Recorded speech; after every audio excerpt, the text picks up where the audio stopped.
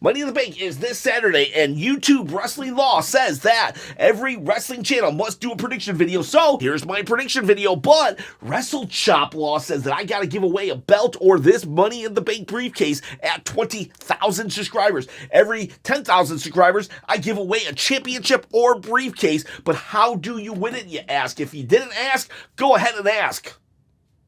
I don't think you actually asked, but I'm going to answer the question anyways. All right, so how do you win? You got to comment below, subscribe to the channel, hit that bell, ding, ding, ding, notification. And if you wouldn't mind, and if you do mind, I'd appreciate a thumbs up. There's a thumb down there, right? And if you up it, if you up that thumb, YouTube algorithm, the almighty YouTube algorithm, well, it gets happy, Chop gets happy, we're all happy. And if you're not happy, maybe you'll win the briefcase, and then you'll be happy. So help me out, quit that day job. That's what I'm trying to do. I'm trying to quit the day job and produce wrestling content full time, baby.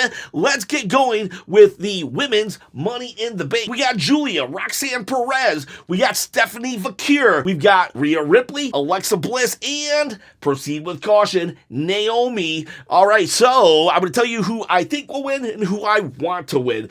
Julia, I don't think the crowd has connected with her enough. I think that Stephanie Vakir, the crowd is really into, and I think it helped that she got a video package, but Julia never did. Therefore, I just don't think Julia is in the spot to really claim the Money in the Bank. I think that she'll be there eventually. I think eventually the crowd will see how awesome she is, but the time is not right for Julia. She's still not fully there. I will say, though, there was a little bit of flirting with Zelina Vega and the U.S. title on Smackdown, so I'm a little afraid that they give it to Julia just so she can cash in on a mid-card title. And no shade to Zelina, but I don't think that anybody should ever cash in on a mid-card title unless your name is Sheamus. Sheamus is the only one who might be excused if he were to cash in on the Intercontinental title, but even then I would say don't do it. So please don't give it to Julia if she's gonna cash in on the US title. But no, I don't think it's Julia. What about Stephanie Vakir? Do we think it's gonna be Stephanie? No, I don't. She's been on the main roster for a cup of coffee. Literally one Monday night, she is on the main roster before entering into Money in the Bank. I get it. NXT. There's a large audience of people who watch NXT, but there's also a larger audience who don't. Stephanie Vakir, she did connect instantly, but I think it's just not enough time, so they won't give it to her. So then we go to Alexa Bliss. Alexa Bliss, it's insane to me that Alexa Bliss is the dark horse pick in this matchup. Once upon a time, 2007, 18, 19, 20, Alexa Bliss was a big freaking deal. She was like the most dominant non-four horsewomen wrestling. Alexa Bliss held it down, and now she's like, I don't know if it's just a lot of noobs watching the product, but it feels like nobody really remembers how great Alexa once was. And could they use this as her path back? They could, but I don't think they will. I think that they're going to do what they did with her at Elimination Chamber. It's going to be a showcase for Alexa Bliss, but they're not going to pull the trigger yet. I think Alexa does get back up that mountain, but not yet. Then we go with Rhea Ripley. Rhea Ripley is like the odds-on favorite, right? Everybody thinks Rhea Ripley is going to win. They thought, oh God, we're going to give it to Rhea Hogan, and all these things. You know what sucks? I'm put in a position where I need to defend Rhea Ripley, and I don't even really like her that much. I really don't. But I see the star that she is, the megastar that she is. I do see her talent. The only thing that she doesn't really have is great presence on a live microphone. But if you give her a script, a backstage segment where she can rehearse her lines, then she's actually really good, and she's great in the ring. She just has presence, and I see why she is in the main event. She is cheered like all get out. That said, I'm not really a big fan of Rhea Ripley. I think she has been overbooked and overpowered and blah, blah, blah, blah, blah. I've said it many times on this channel, and I'll say it many more times. But all that said, it doesn't matter. I don't think she's going to win. Why don't I think she's going to win? Because they have demonstrated in the past that if they want Rhea Ripley in a main event scene, she can literally walk into two people feuding and say, I'm now here. I'm in this match. You may be like, what, when did she ever do that? Io's guy, Bianca Belair, anybody? So, yeah, Rhea doesn't need the money in the bank. Honestly, she is her own money in the bank. She's like, I'm cashing in. I want something. Mommy's on top. And Adam Pearce is like, oh, man. Okay. So, like, Rhea doesn't need it. Rhea is here to make everyone else look good, especially the winner. Then we have now two people left. This is who I want to win, Naomi. I think Naomi would be a picture-perfect Money in the Bank winner. We have someone, while yes, she did hold the Women's Championship 7 to 8 years ago, I view Naomi more as a mid-card player. That said, Money in the Bank was designed to make mid-card players into main event players, and I think this could do it for Naomi. Give her the Money in the Bank. Let her hold on to it. You know, honestly, let her hold on to it almost one full calendar year. She's a crazy psycho character who could do that. I would love if she held the Money in the Bank briefcase literally to the night of Money in the Bank. Could you imagine how funny that would be? If she cashed in on her final day, because you have like 365 days, her final day she cashes in and wins, that would be insane, never done before, very memorable. Naomi would be the absolute perfect pick. You let Bianca Belair or Jade Cargill have the title at some point, they beat Tiffany, or they beat whoever beats Tiffany, they get the title, and Naomi cashes in on them. That would be great. Naomi, that's who I want, but I don't think she's going to win. That's where my heart's at, but my brain is saying that Triple H is going to give it to Roxanne Perez. Roxanne Perez, she was the runner-up in the Royal Rumble. She had a great showing in the Elimination Chamber, and now she's vying for the most prized possession in the women's division, Dominic Mysterio, and yeah, I can just see it. I can just see the ascension of Roxanne Perez with the Money in the Bank and all those backstage segments, Liv Morgan and Raquel Rodriguez just getting more and more jealous and angry as Roxanne is there just saying, hey, you know what? I'm going to bring gold to Judgment Day. Hey, look what? It's great that you're the tag team champions, so I miss Money in the Bank. I think that's where the story is. Roxanne Perez, I would much rather give it to Naomi. Roxanne Perez, she's 23 years old. She has her whole career in front of her. But where the story is, I think Roxanne Perez wins Money in the Bank. All right, so now we go to John Cena and Logan Paul versus Cody Rhodes and Jey Uso. I think this match is a waste, just a literal waste. I know they do this for Money in the Bank. They did it last year. The New Bloodline versus KO, Randy, and Cody. And the year before, Solo Sikoa and Roman versus the Usos. And this year, it's just like... This year's even more of a waste because we gotta use up one of John Cena's appearances, and Cody knew that. Cody had the booking power, and instead of giving himself a title match, he gave himself a tag team match with Jey Uso. So, okay, Cody, way to go. Way to prove us wrong. Okay, so, anyways, who do I think will win? Oh, man, it just doesn't matter, to be quite honest with you. If they really wanted to give somebody any kind of rub, it would literally be Logan Paul pinning Jey Uso. Because then it gives Jey Uso that doubt that he's stretching himself too thin, and it allows Logan Paul to say, hey, I'm the uncrowned champion. I pinned the champion. It allows Logan Paul to just gloat a lot. Then you could also say, well, Cody could pin John Cena because that would then allow that would then give Cody the right to say, I'm the number one contender at SummerSlam. Those are your two options, basically. John Cena could pin Jey Uso for revenge on Royal Rumble. Or we just let Jey Uso win to prove that he's a fighting and strong champion. Who's going to win? They'll give it to the faces. Wait, who did I say? Roxanne Perez, she's kind of a villain. Nah. I'm going to say John Cena, Logan Paul. I'm going to say John Cena, Logan Paul. They're going to win this match. And who do I want to win? I honestly don't care. Like, straight up, I don't care. Whoever takes the pin, I'm going to be like, okay. The only way I'm going to care is, like, if Travis Scott comes down, and then I'll care in a negative way. I'll be like, I hate this. I just hate this. Right now, I'm just like, whatever. So, like, there's nothing they can do to make me love this unless the Money in the Bank actually, this is like the last match, and whoever wins the male Money in the Bank actually cashes in. That's the only way I'm going to be like, oh my God, whoa.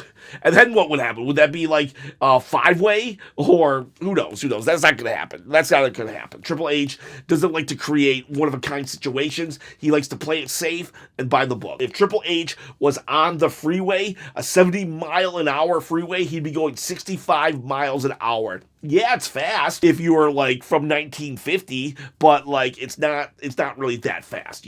Triple H, for all of Vince McMahon's faults, he at least went 90 miles an hour. Oh God, I can't believe. Jeez, WWE is in a worse state than I thought. I am literally complimenting Vince McMahon. All right, moving on. We're just going to go right to Becky Lynch versus Lyra Valkyria. If Becky loses, she can't ever go for the title again. And if Becky wins, Lyra must raise the hand that is going to keep pushing her down and Becky Lynch. This feud has done wonders for Lyra Valkyria. This is how you have a veteran versus kind of a rookie, and you elevate everybody in the process. Becky and her just like horrible self is hilarious and great. And Lyra, who had no connection with the crowd, with the exception of a few, not gonna lie, she had her little fan base, but now I'm hearing the crowd really get behind her. Lyra seems like a whole different wrestler than just 2 or 3 months ago, so props to Becky for that. And I'm thinking Becky wins. Becky wins because I think somehow, some way, maybe Becky is going to win. She gets her hand raised, and then she clotheslines Lyra, and she starts beating the crap out of Lyra. And guess who comes to save her? Bayley. Bayley already has probably just been waiting for this opportunity because Becky attacked Bayley to get her out of the WrestleMania match. So we got to follow up on that.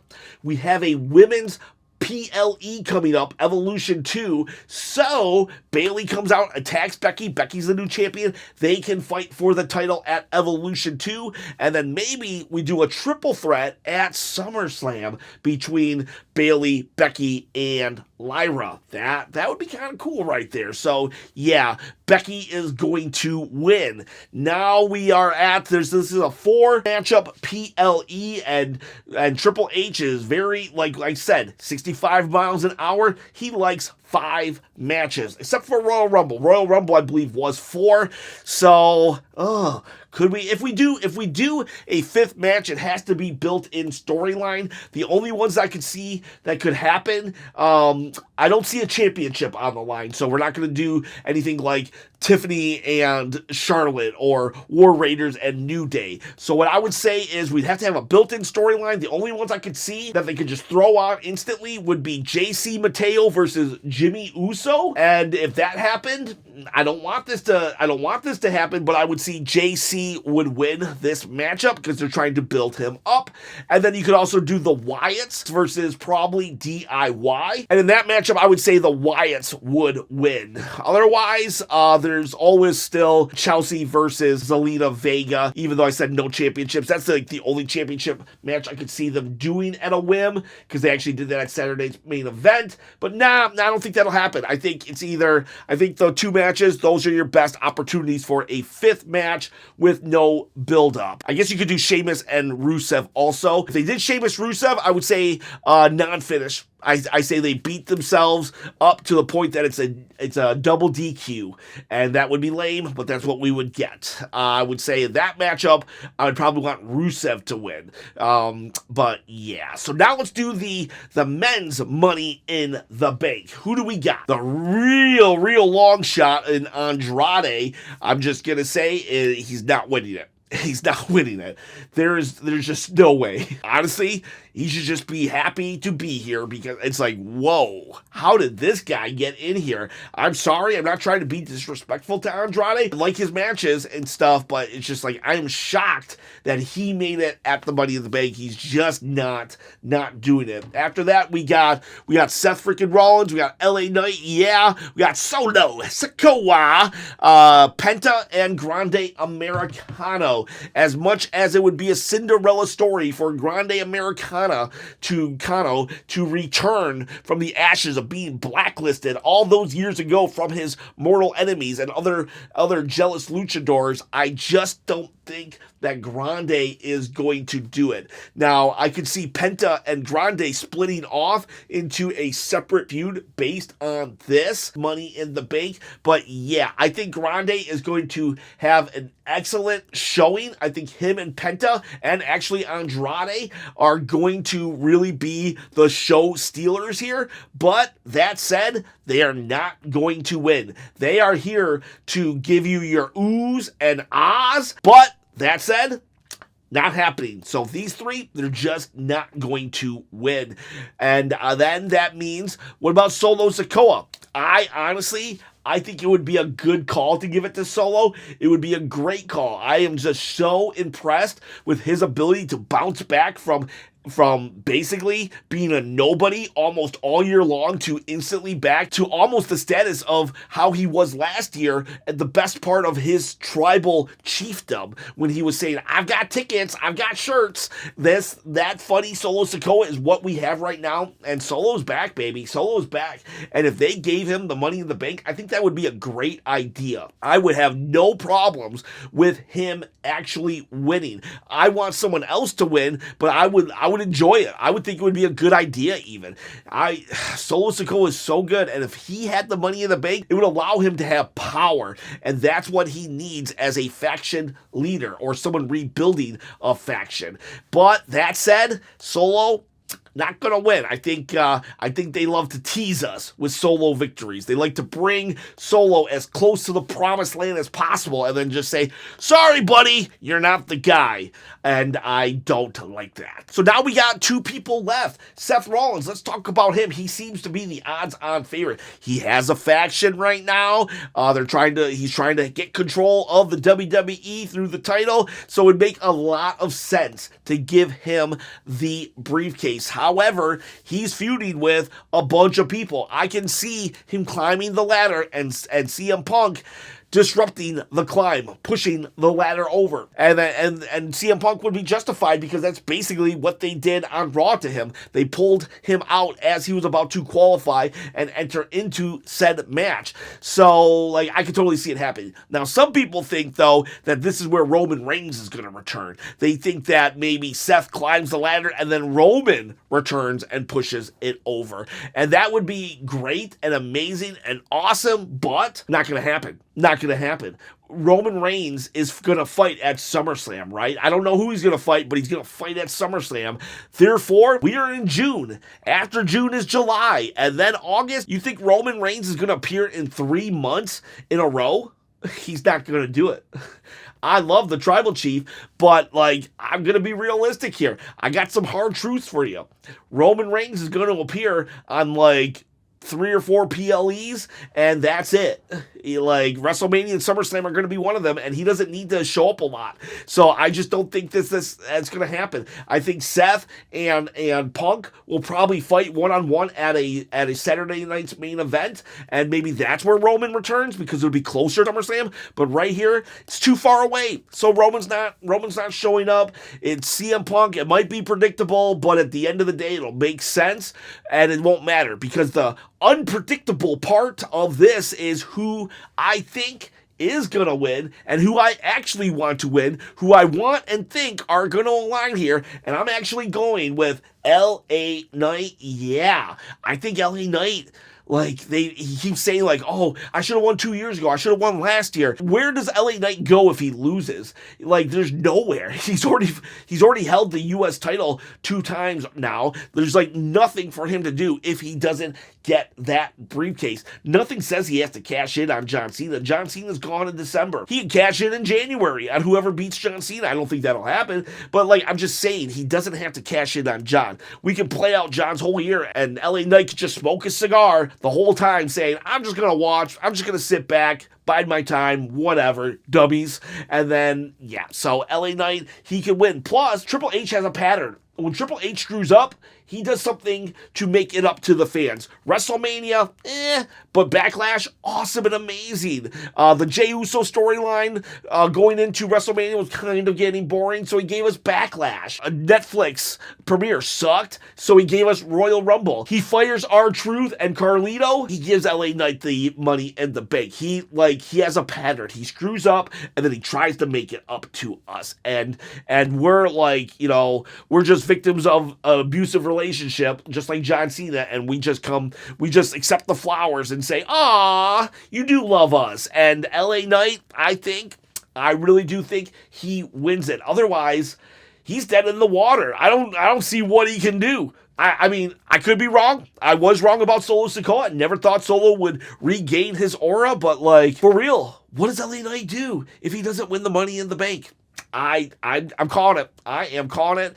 LA Knight, yeah, in LA, he wins your Money in the Bank. And you might be like, well, why do you want LA Knight to win so bad? It's like, honestly, he has a connection with the crowd. He's still very over. I just personally enjoy him. I don't care if he's a clone of Rock and Stone Cold Steve Austin. He's the cloning. Why wouldn't you want to be compared to those guys?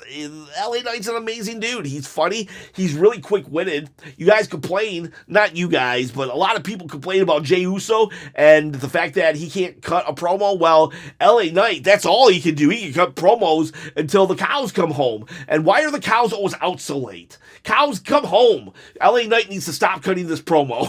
But yeah, like, the dude, listen to one of his promos. He talks so fast. There's so many, like, layers to his promo that's insane. He would be great. Plus, he's getting up there in age. We gotta, like, let's do it. Let's do it. We can have 3 to 4 years of a main event run with this dude. Like, he doesn't have to hold the title for 4 years, but he can be always in that main event scene if we use the Money in the Bank how we're supposed to and let an upper mid-card guy cash it in and climb that ladder, the metaphorical ladder of success. So, there you have it. Those are my picks for this Saturday. We still have Smackdown, and then we also have Money in the Bank. We're going to stream both of those live on the channel. I know I said I was going to stop doing live streams, but I've had a change of heart. It's kind of like we're on a probationary period, and we've done a couple, and it's been cool. So let's keep the good vibes a rolling. Boys, girls, have yourselves a great day.